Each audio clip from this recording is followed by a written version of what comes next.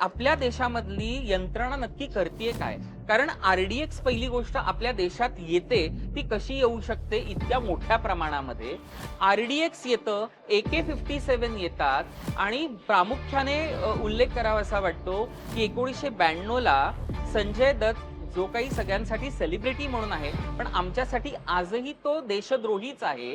याचं कारण त्याच्याकडे AK-57 आणि काही अंशामध्ये आरडीएक्स सापडलं होतं. त्याला त्याच्यामध्ये म्हणतात ना की त्याला कोणत्याही परिस्थितीमध्ये सजाही भोगावी लागली होती. पण ज्या पद्धतीने दाऊद इब्राहिम हा जो मेन कल्प्रेट होता, तो आज आरामात त्याचं आयुष्य जगतोय. पण आमच्यासारखे ज्यांनी आमच्या लोकांना त्याच्यात गमावलं, त्याच्या वेदना खूप मोठ्या आहेत.